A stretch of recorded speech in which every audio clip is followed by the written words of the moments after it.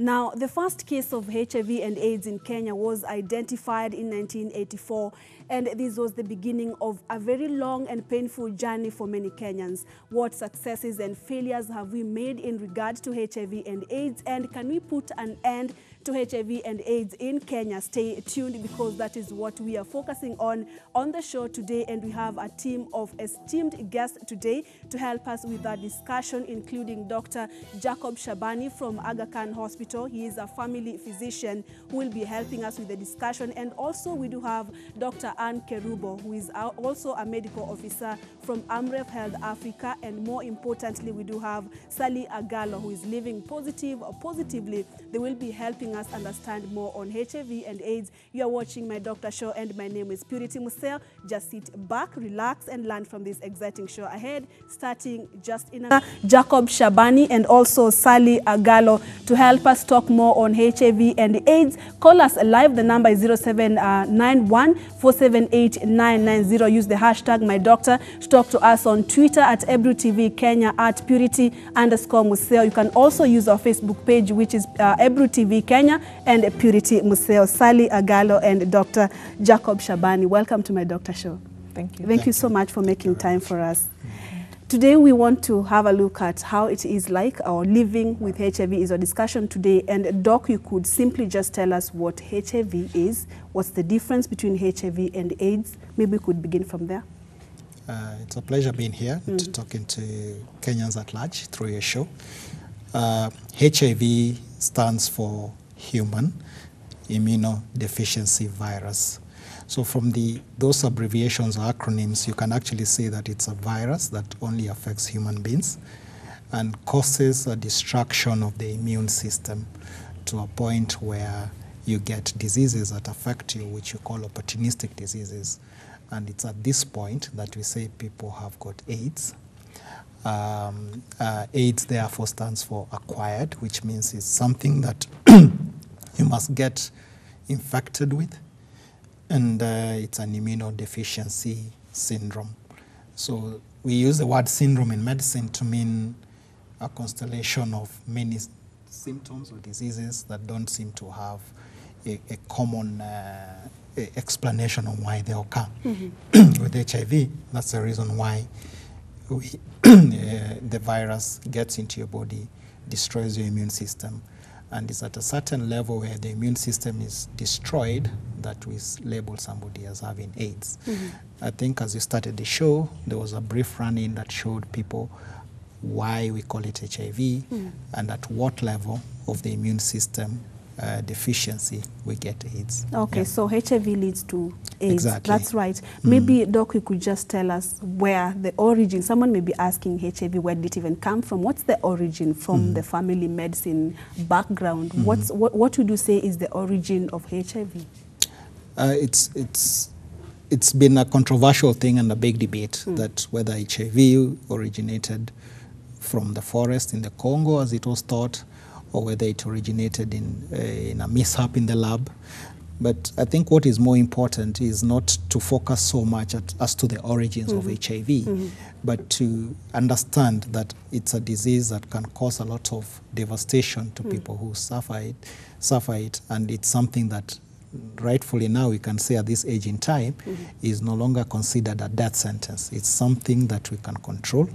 It's something that you can manage. Right. But there are interesting stories about origins of HIV. I think they're left for the storybooks. Yeah. And Doc, you said that it interferes with one's immune system. Maybe you could also make us understand how important is our immune system, and once it's interfered with by this particular virus, then what happens? I like to draw an analogy to the army. So the immune system is our body defense system.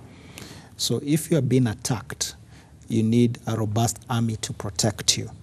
Our body has got these cells that act as our first line of defense. And what HIV does is that it attacks these very cells that are supposed to protect us from diseases.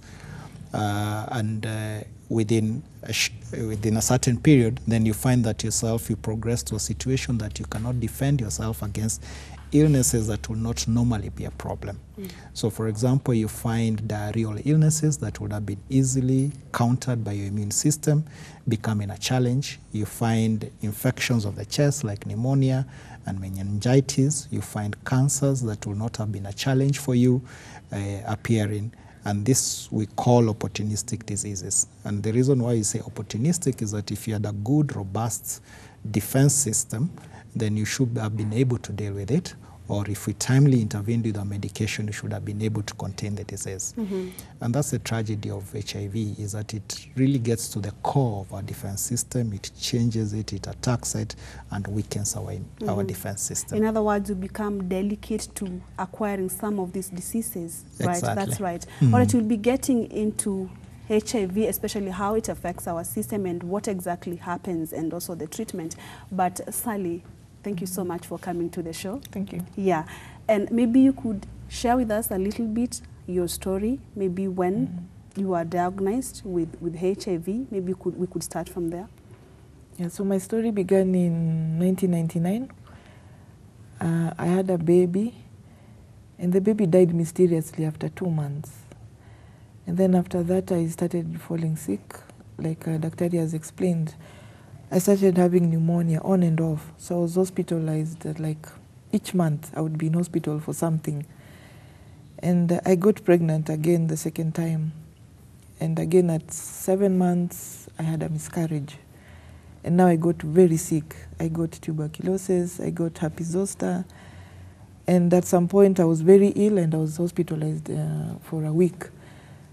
A lot of blood was drawn for several tests, but they never told me they were testing for HIV. And I was asked to go back for the results. And it was very traumatizing because I just went into the room after I was called in. And the person who was there, the medical person who was there, had a brown envelope. You know, those days it was the brown envelope. So he just put it on the desk and said, "Wewe uko na ukimwi," meaning you have AIDS. And to me, that was like a burial permit because HIV or AIDS that time equaled death. So I thought, okay, this is my burial permit. I now have to look for mourners and then bury myself. Or that will be the end of it. So I was very depressed. I carried this brown envelope home. And my husband asked me, "Sweetheart, how was it at the hospital?" In the same way that that person did to me, I also just put it and said, "I have AIDS." He didn't know how to react. He didn't know what to do. So he just looked at the envelope and walked away. It was a Friday. And apparently he happened to be a member of the Members' Day that people talk about, whatever that means. So he only came back on Monday, and then our life was like that. He could come, shower, change, and go. So that went on for a very long time. And after 2 months, I told him, "I don't think I'll continue with this life. It's so depressing, especially that you're leaving me here. I've lost my 2 children, and you're leaving me here. I don't know what to do. I don't know anyone else, and we were living in Mombasa." So I thought, I've been given a burial permit. What am I still waiting for? I should look for a burial site. Now that the first mourner, being my husband, is not cooperating, I'll just sort out myself. So we were living in Mombasa, and I thought, what is the best way to eliminate myself? I have phobia for water. I know that water is for drinking, and if it's too much, it's for showering. Anything more than that, I can't take. So I chose the ocean as my burial site. I went, boarded the ferry, and in the middle of the ocean, I jumped into the water. And that is where I got my turnaround. Were you talking about Likoni Ferry? Likoni Ferry, yes. Yeah. Yes, I jumped into the ocean. And I knew, because I have phobia for water, I was going to die. I was very sure. But I think God, who is my creator, was not ready for me to receive me. And you will tell us what happened after you got into the water. Yeah, sure. Let's get back to Doc a little bit. Let's talk about the cause for HIV. What causes HIV? Just like I said, it's caused by a virus, the human immunodeficiency virus. But the way then we acquire HIV is mainly through sexual transmission. It's the most commonest method, and through that, many people have been affected. The sexual transmission can both be from man to woman and woman to man. but also now we are increasingly seeing HIV acquisition through men who have sex with men.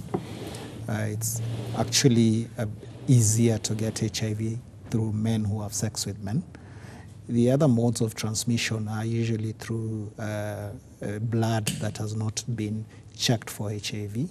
So earlier in the HIV epidemic, there used to be transmission through blood transfusion and blood products. Luckily now, all blood that is transfused is checked.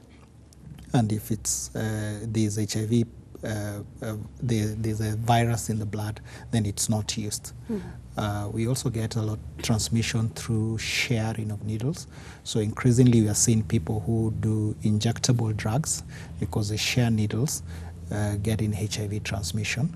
And as I said earlier in the days, before we could discern properly what was transmitting, you could get transmission in hospital settings through needles. There is also transmission from the mother to the child during pregnancy, during the process of giving birth, and during breastfeeding. Right. Yes. And we'll be getting more into the transmission, especially from mother to child. Sally had mentioned that she got sick and some of the conditions she had was pneumonia. Yeah. So, Doc, do we have specific or common diseases that affect someone who is HIV positive, or are they generally predisposed to any kind of illness that can just come their way? So it's important to make a distinction between being HIV positive and having AIDS. Yeah. When you're HIV positive, you have still a good, robust immune system, and most of the time you don't have any symptoms. However, it's been shown at the time of acquisition of HIV, sometimes you have a flu-like illness that lasts for a brief period, maybe 1 or 2 days, and you might have fever. And it's something that we will not remember most of the time because flu-like illnesses are very common in our setting. Once your immune system deteriorates to a level, we say you have a CD4 count below 200, and you use CD4 count as a marker of telling us how good your immune system is. Now, the CD4 is one of the immune cells that we call T lymphocytes, and this one is like, if you think of a choir, is like the choir master in an orchestra. So it coordinates your immune system. And if this is attacked by HIV and their numbers decrease, then you can imagine what happens to your immune system. It crumbles, and at levels of about 200, then you get many diseases that normally, as I said earlier, will not cause a problem for you. So common illnesses that occur when people have AIDS include diarrheal illnesses that don't stop, pneumonias, and you have the pneumonia that is not usually caused by bacteria. Sometimes you have fungal pneumonias that can be deadly. You also have meningitis, and usually caused again by unusual microorganisms. So usually meningitis in those who have a good immune system are caused by bacteria, but you find in HIV population you have bacteria as well as fungal pneumonias, as well as pneumonias caused by other microorganisms. We also tend to have cancers that develop when people have HIV. Cervical cancer is much more common and aggressive in women who have HIV.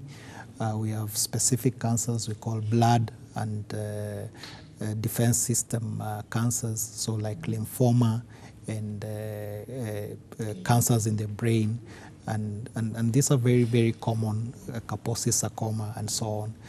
And if you think about HIV, it can be very many illnesses. TB is also very common in people with HIV. And as doctors, we say that once you're diagnosed with TB, it's very important to check for HIV. They're like twins, the terrible twins. They tend to occur together. And TB outcomes are worse for those with HIV. So when you think about symptoms of HIV, I'll say that it's good not to wait for symptoms because most of these illnesses are life-threatening, and it's always better to know your status so that we can intervene to prevent you progressing to AIDS. Because most of the symptoms that we've alluded to only occur when you have AIDS, but when you're HIV positive, you can be living a normal life without many symptoms. Right, and also, Doc, you could also help us understand how HIV leads to AIDS. Okay. So what happens once you get the virus gets embedded into into your body, into the immune system. It goes directly to what we call the lymphatic system and hides in there. It attacks the cells that control the immune systems, which you call T lymphocytes. And specifically in that T lymphocytes, it attacks one called CD4. And that's why we use this marker called CD4 count to determine on how good your immune system is.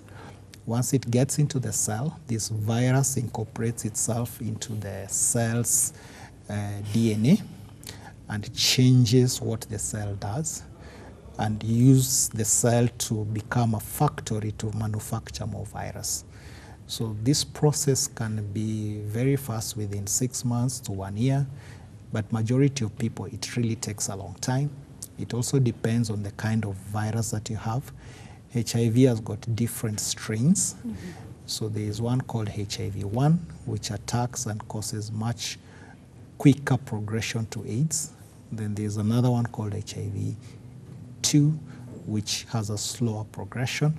Unfortunately, in our country, we have more of HIV-1, so, and in most African countries, that's the case, so we find a rapid progression of HIV. Mm-hmm. The whole essence of this is that you have the virus taking over your immune system, converting it to a virus factory, and you spew more virus over the years, and then this excess virus then destroys your immune system to the point that you have virtually non-existent, and that's the point we say you have AIDS. Mm-hmm. And you have that cutoff called 200 to determine who has got AIDS and who doesn't have. Right. Mm-hmm. And Sally, just before we get to see some of the symptoms you had, I know you had earlier on just mentioned a few. Let's get back to Likoni Ferry. Yeah.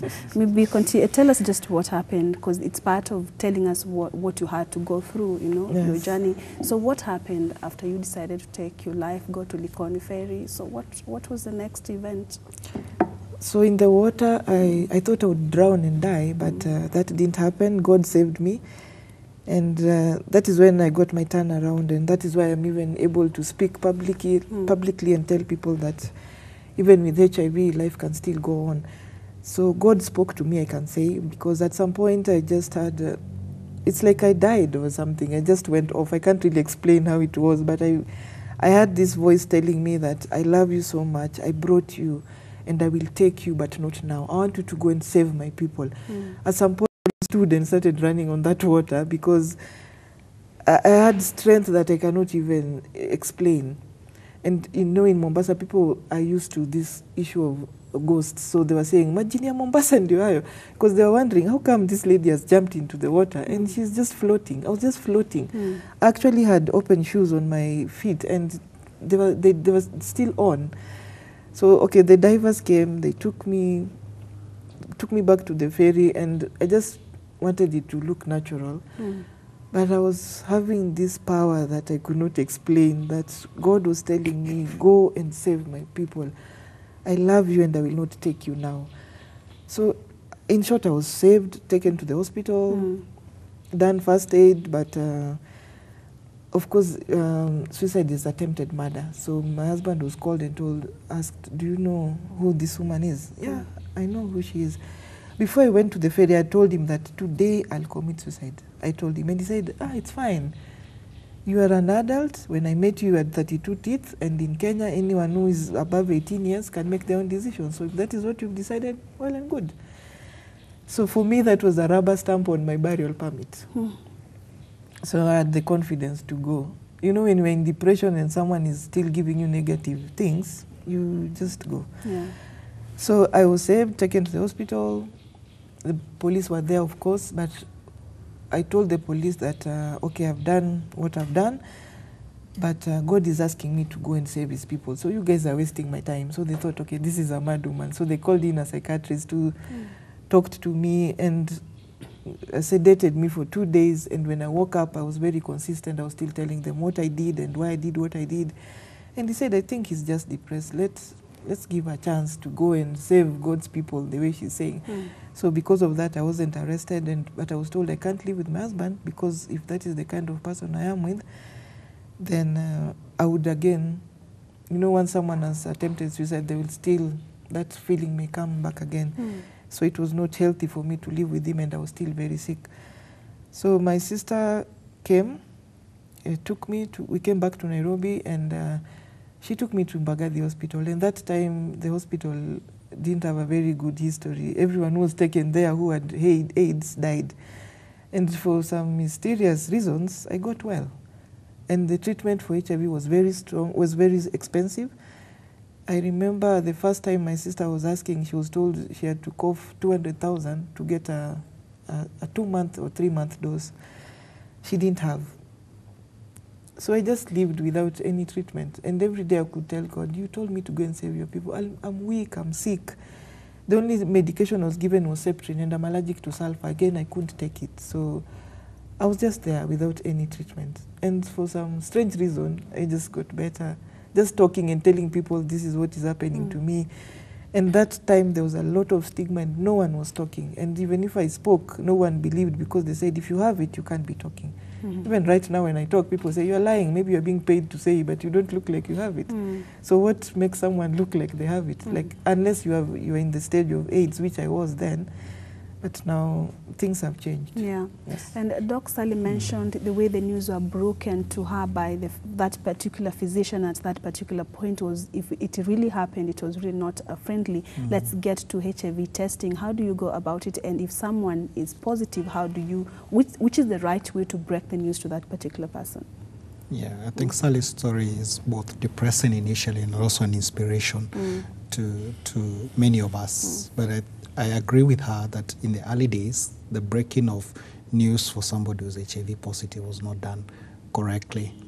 And from that, healthcare workers and their policy guidelines that have guided us on how to do counseling and testing for HIV. And it's standard practice now that as before you get your HIV test done, that you'll have pre-test counseling. And in this pre-test counseling, you're just trying to look for you as a client, what is your understanding of HIV and what it means to you when we tell you you have a positive result and a negative result. As over the years, HIV has ceased to be a death sentence as it used to be before. It still carries a bit of stigma and still will be treated as bad news by majority of us when they are told about our status. But the flip side to it is that with HIV, what you know helps you, because it helps you change the approach you take to your life and start living positively like Sally has. And majority of us, unfortunately, don't know our HIV status. And by living like that, you will eventually be diagnosed with AIDS, and you might have not as good as an outcome as somebody who is HIV positive. So we have various methods of which how this counseling is done. It can be done at a voluntary counseling and testing center, which changed the way we approached HIV. And because it's voluntary, then it means that majority of people who went are those who desire to go. We found that this is not giving us good access to get a lot of people having tested for HIV.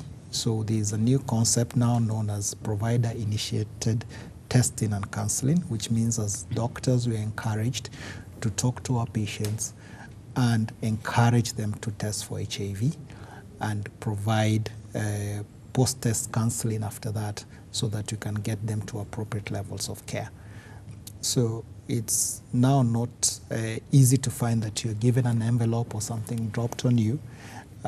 It's still a learning process for majority of healthcare providers, but there is better counseling and better testing methodology to make sure that clients don't have negative outcomes, going into depression and not being ready to get the result. Yes, and Doc, when we come back, kindly you'll just have to take us through the counseling process. Once I come to your clinic and I want to know my status, what's the counseling journey like? That's when we come back. We're taking a very quick breather, but when we come back, we still have Dr. Jacob Shabani and also Sally, who is living positive but positively, sharing her story, how it was like, the news, how they were broken, and how she is able to cope with that up until now. The number to call us live is 0791 478 990. Stay with us. We are coming back shortly.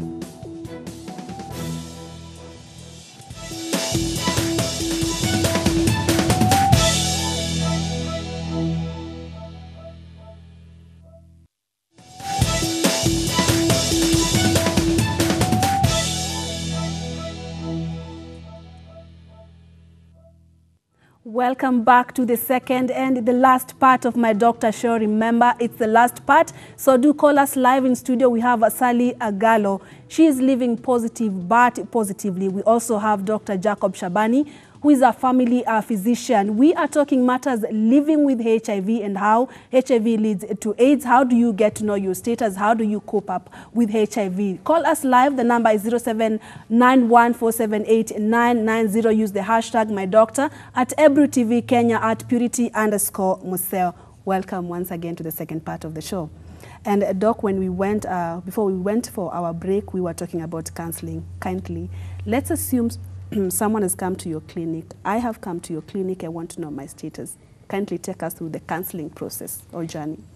Okay, the counseling journey usually starts, it's always important, although we encourage people to know their status, to really find out from your own point of perspective why you want to be tested, because that actually helps us to prepare you to accept the results that we get. All right. Let's assume I want to be tested because I just want to know my status, or I want to get married, something. There's so many reasons that we want to know our status, right? Exactly. Yes. So, for example, if you come to me and you probably want to know your status before marriage, which is very encouraged, then we would want to tell you the process of how the testing is done, because it's important to know what tests we do. So we usually take what we call a brief history to find out about, especially around your sexual exposure, because majority of the time HIV transmission is through sex. We'll tell you how it is transmitted, but you also want to find out, for example, when is the last time you had sex, because that determines on how we interpret the results.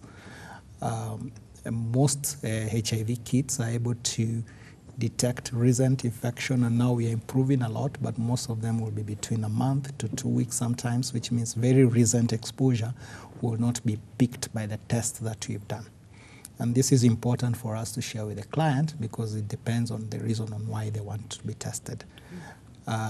Your test results, we tell clients, will either be negative, and if it's away from the window period, that is the time when, if the infection is not very recent, then it means that you are free of HIV virus, but we'll tell you that this is not a permanent status, that this can change if certain behaviors don't change, especially behaviors around sexual practices. Yeah, and Doc, just allow me to cut you short. We have Dan, who is calling from Likoni. We can get to hear what he has to say. Okay, thank you. Hello, Dan.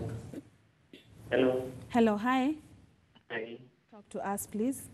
Okay, I've an experience. Okay, late last year, Okay.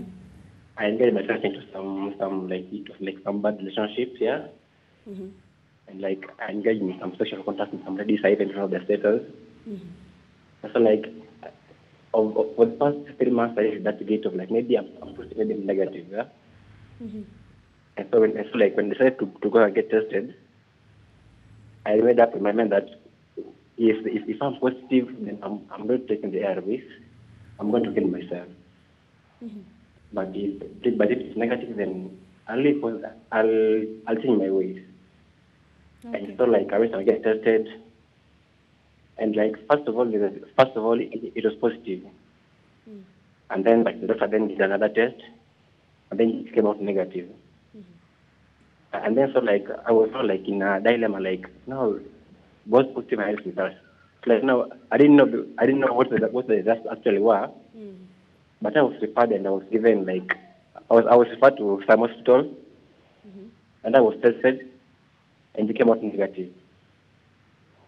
And so this is my advice to the youth there. HIV/AIDS is a real epidemic. So you live a life that is worthy. You see, the Bible, God says that remember me when you were young, and also remember you when you were in your adulthood. So you outside there, HIV/AIDS is real. Live a life that is worthy. Yeah, Dan from Likoni. Thank you. Thank you so much, Dan, for calling us. Okay. Yeah, and I think he's still talking about testing, HIV testing. Let's continue, and you'll also be telling us, do we have errors when it comes to testing? Can you go for testing at some point you are negative and at some point you are positive? What happens? Yes. So I think Dan has brought a very important point, that once you go for HIV testing, especially if it's done at what we call rapid testing, which means you get your result immediately, it's important to get a confirmatory test when you test positive. There are sometimes you get what we call false positive results. They are usually around how the person who is interpreting the result has interpreted it for you, because it's something that we usually, although healthcare providers are trained, you still need to look at how it draws the two lines. Most rapid kits will tell you that if you have two lines, that's positive. And sometimes the reading of a line might be a bit faint and one is not so sure. So always a positive result must be confirmed. We encourage people to get the confirmatory test by doing a more robust test called an ELISA test, which can be a second confirmatory test. And if two results are positive, then most of the time it is your status is positive. Right. So it's very interesting to find out what Dan initially found out, and he went for confirmatory testing, which subsequently confirmed that it's negative. We have good systems in the public system, so most of the HIV tests are done well and they are accurate. But as I said, a positive result needs to be confirmed. Yeah, and we have someone else online. Hello. Hello. Hello, hi. Hi. Talk to us. Okay. You know, the people that play, when we were together, Yeah. I discovered he was HIV positive. And then Hello. Yeah, just continue. Then after that, we went together. Yeah. And the result came positive for him. Just reduce the volume of your TV so that we get to hear you clearly. Okay. Yeah. You understand that? Then after that, Yeah. I discovered he was. Are you getting? Yes, I am. Then I discovered he was negative. So from since last year,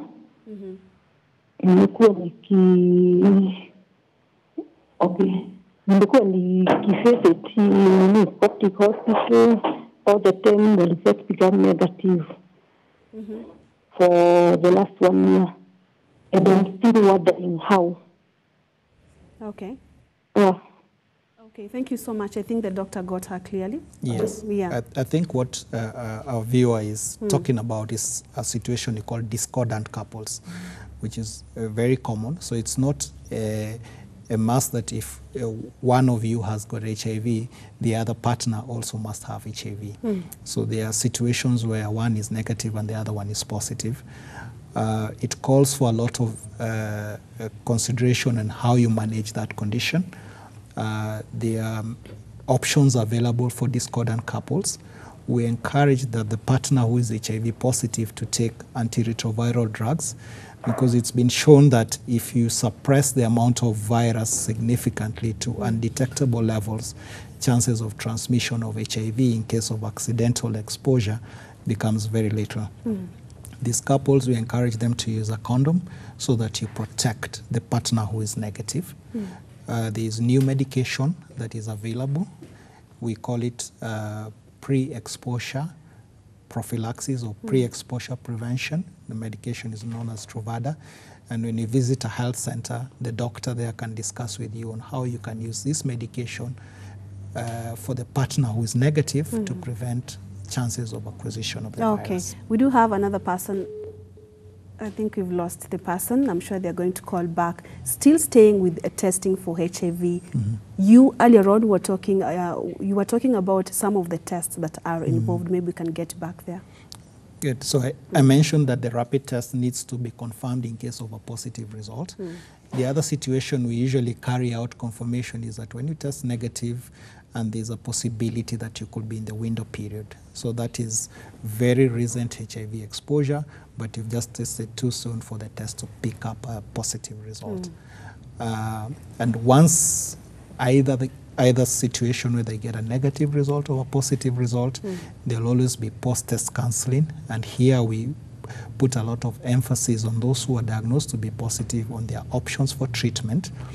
At the moment, anyone diagnosed with HIV is started on ARVs promptly, and this has actually shown a change in transmission and reduced people getting HIV from other people because of delay in starting ARVs.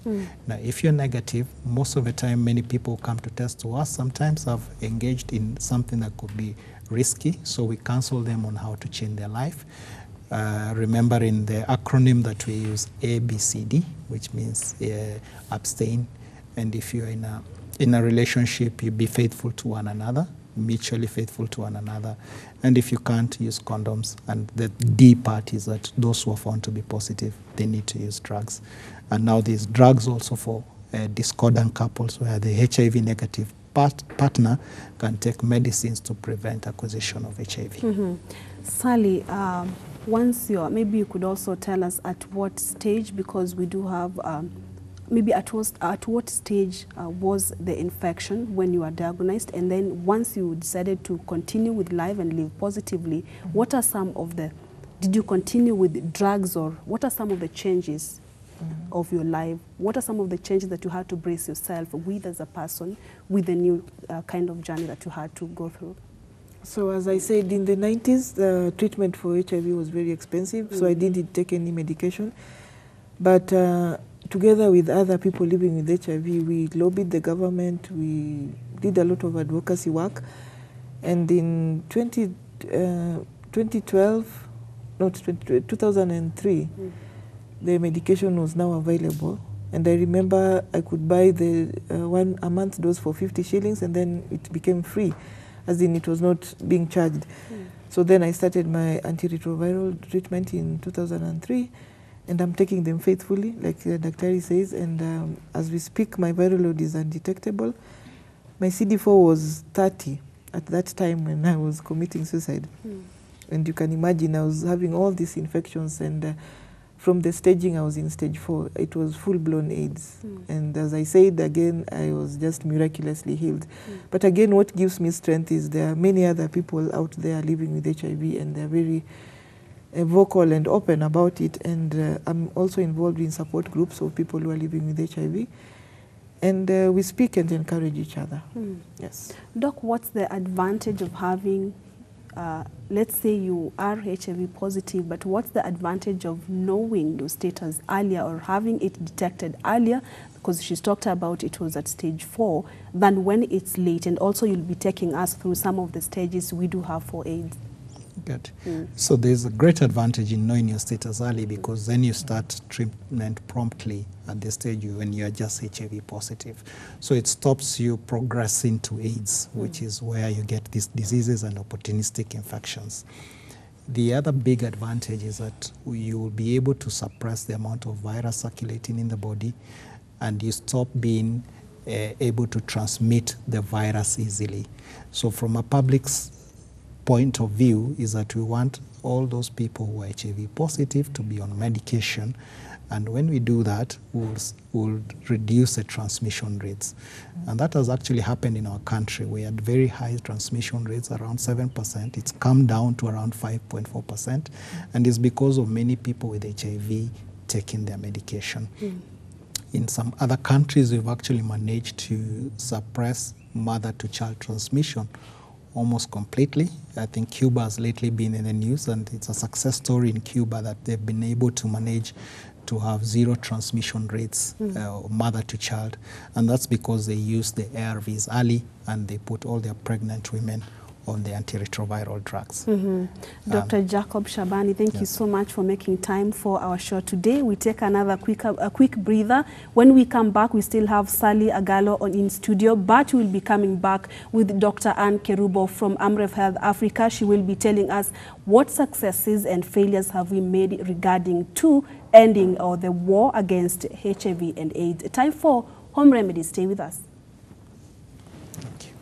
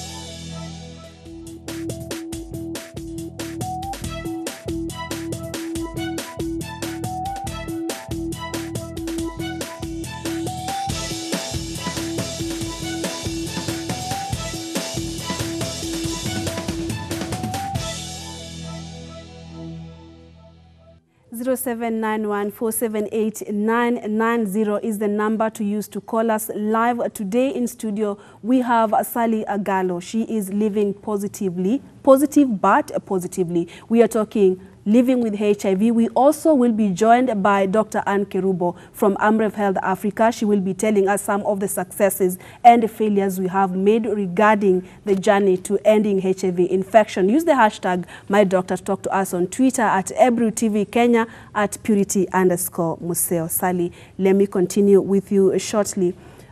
Let's get to some of the symptoms that you before, because you had earlier on talked of the challenge that you had in terms of getting medication for HIV. So what are some of the symptoms that you had to go to experience the fact that you did not have access to proper medication?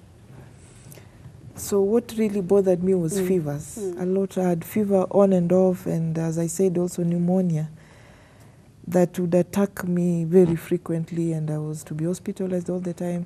I got tuberculosis twice.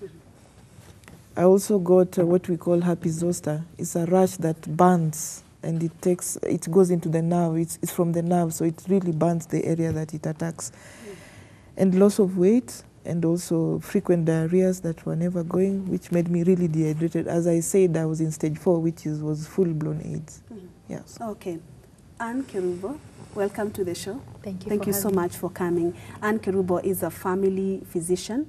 Is it a family physician or medical officer at Amref Health Africa?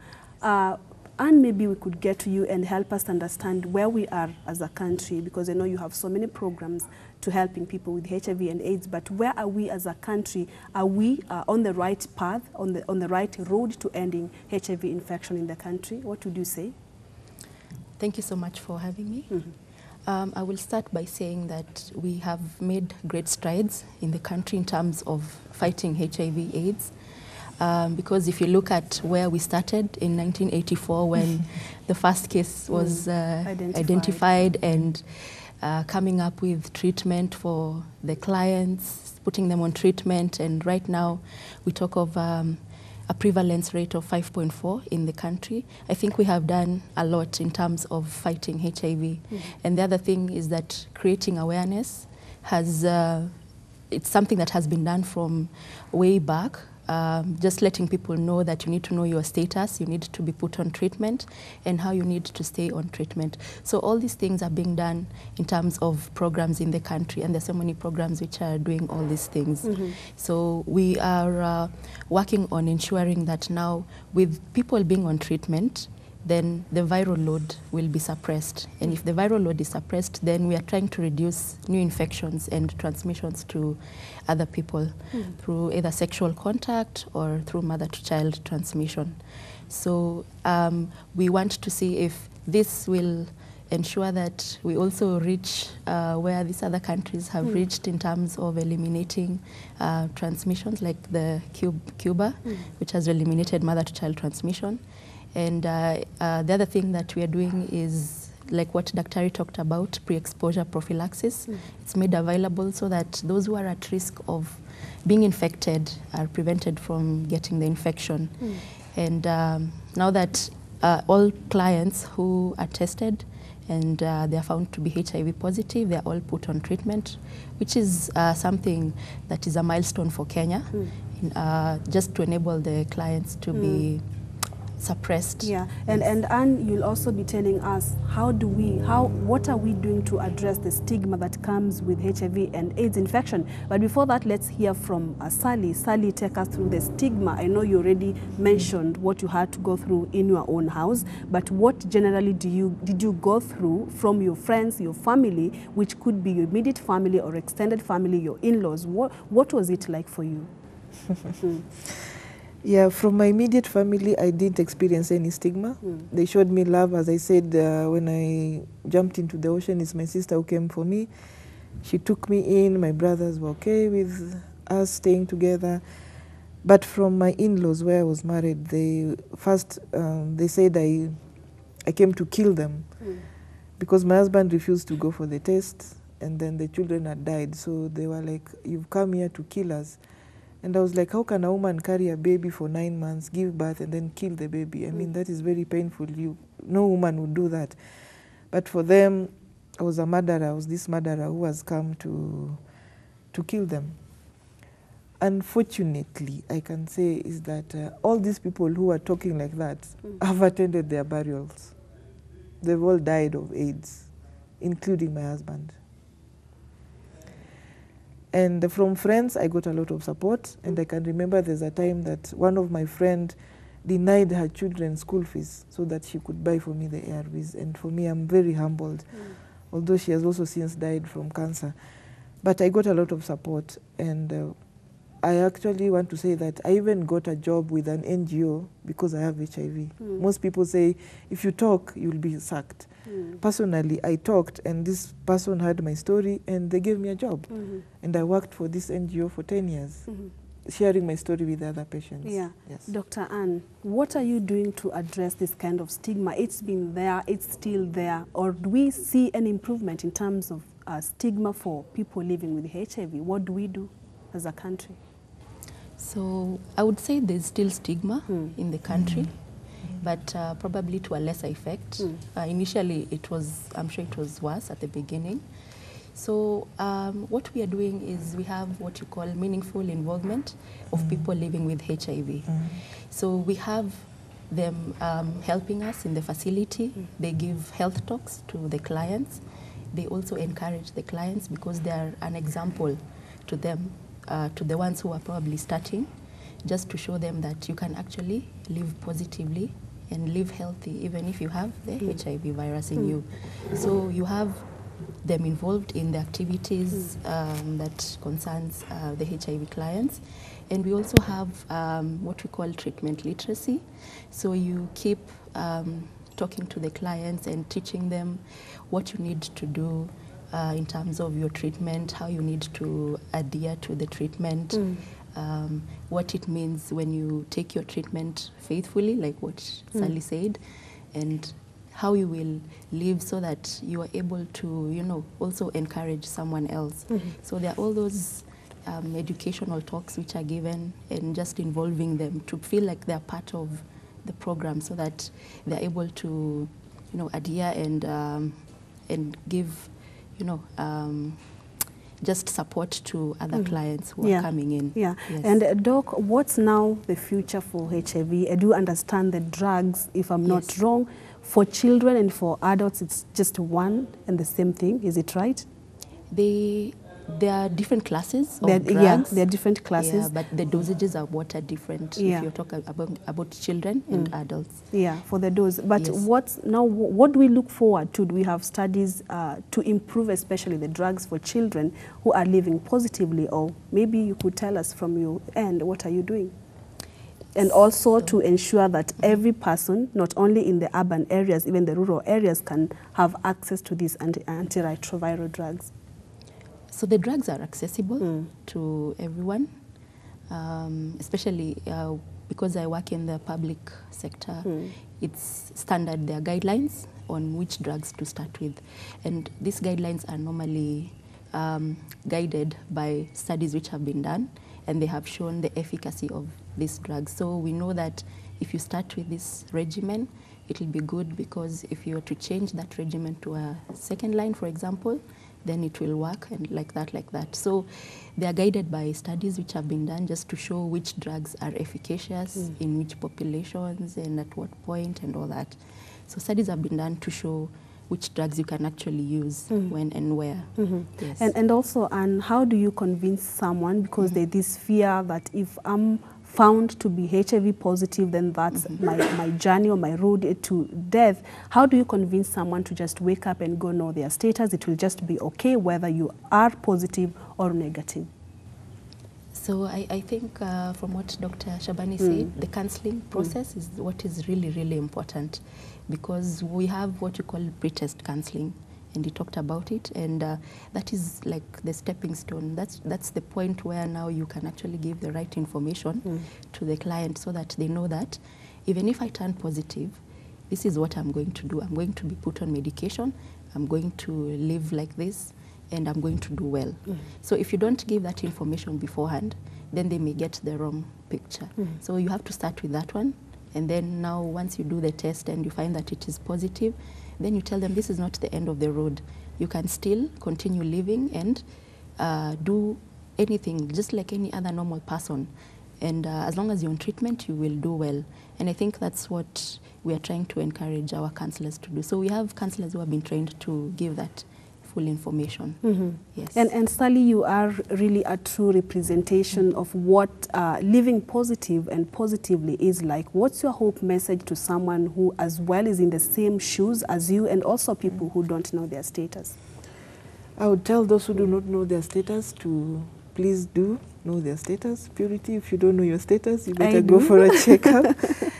It's very important because I'm imagining if I knew my status, maybe I would be having my children now and maybe my husband too.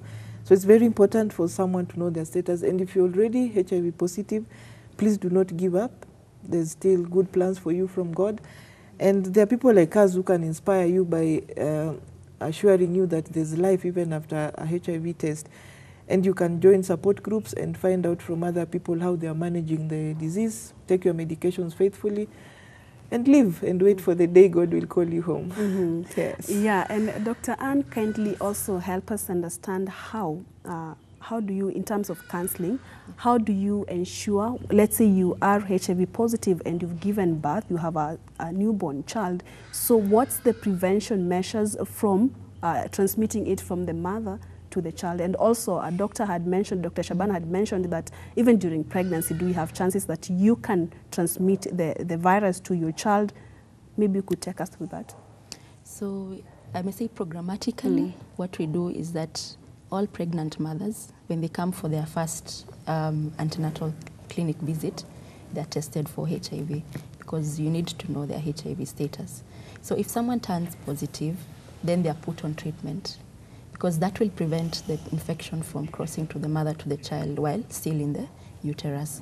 So that is the first step. So once they are put on treatment, they will continue on treatment. They are going to be also monitored in terms of their viral load, which is going to be done after 6 months from the time they started their treatment. And as long as they are virally suppressed, we know that at least the baby will be safe. But that is not the end. Again, once the child is born, they're normally given prophylaxis, just to prevent infection through breastfeeding. So they are given prophylaxis, which they need to use for 12 weeks. And at the same time, you're still monitoring the viral load of the mother. So as long as the mother is virally suppressed and adheres well to treatment, then we know that the child will be okay in terms of being prevented from infection. And they are normally followed up to the time they're 2 years old. So once that is done, we know that now they're safe, because by then, actually by 1 year, normally they have stopped breastfeeding and they continue with the other feeds. So with that, they're able to prevent infection. Yes. And once the baby is born, once again, I'll bring you back. Yes. Are you supposed to continue breastfeeding that child? Yeah, we actually advocate for exclusive breastfeeding for the first 6 months. Yeah. And after that, you can do complementary feeding up to 1 year. So most of the time, they are advised to stop breastfeeding by 1 year. Then they continue on just the other feeds. But there are drugs that will ensure that the infection is not transmitted from the mother to the child, despite the fact that they are breastfeeding them, right? That is why we give the prophylaxis, but we only give it for 12 weeks. So at the same time, we have to ensure that the mother is virally suppressed. Okay. So it means if the mother is not virally suppressed, then we have to continue with the prophylaxis just to keep the baby safe. Okay. Yes. And that's all the time we had for the show today. Sally Agalo and Dr. Ann Kerubo. Thank you so much for such a wonderful conversation that we've had. We do appreciate it. We wish you all the best. Looking forward to having you once again. Yeah. All right, and that's all the time we had for the show today. My Doctor Show continues tomorrow, same place, same time. My name is Purity Museo. Remember, you can always download our previous episodes from our YouTube channel. Simply go to Ebru TV.